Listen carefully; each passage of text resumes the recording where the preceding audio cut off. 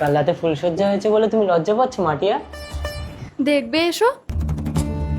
দেখো, আমি গৃহলক্ষ্মী স্থাপন করেছি, আমাকে সিঁদুর পরিয়ে দাও। হ্যালো, আমি প্রেমা বলছি। হ্যাঁ প্রেমা বলো।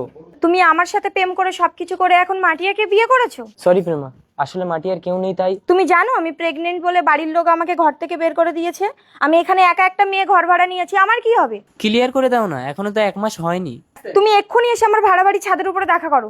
কে ফোন করেছিল? ও কেউ না। তাহলে সিঁদুরটা পরিয়ে দাও। আমি একটু আসছি। এ তো অমঙ্গল, যেও না মনীষ। আরে কি করছো, বাঁধছো কেন? একটা নিষ্পাপ শিশুকে তো আমরাই এনেছি, তাই আমরা ক্লিয়ার হয়ে গেলে ও ক্লিয়ার হয়ে যাবে। আচ্ছা ঠিক আছে, জন্মের পর তোমার এই বাচ্চা আমি নিয়ে নেবো। আমার বাচ্চা মানে ও তোমার বাচ্চা না? আরে আরে কি করছো, এ তো পেট্রোল। আমি মরতে চাই না। আমিও তো চাই না মনীষ। আগুন?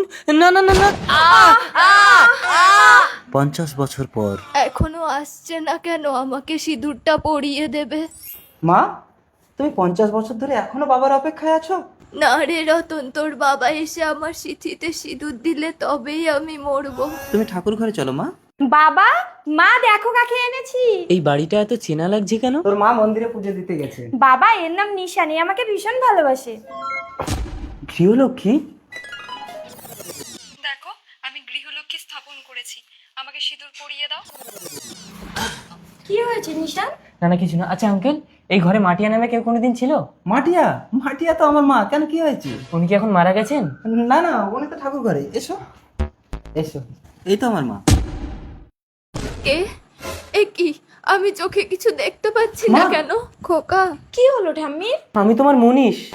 মনীষ দেখো, তোমার ফুলসজ্জার ফল আমার রতন। রতন, মনীষ তোর বাবা রে। বাবা? এসব কি হচ্ছে, আমাকে কেউ বলবে? আমি বলছি। বাবা? সাধনায় সিদ্ধিলাভ করে আমি জানতে পেরেছি তোরা আগের জন্মে দুজন দুজনকে ভালোবেসে গায়ে আগুন লাগিয়ে মরেছিলি। তারপর প্রেমা জন্ম নিল রতনের ঘরে, আর তুই জন্ম নিলি আমার ঘরে। তার মানে তুমি আমার আগের জন্মের মনীষ।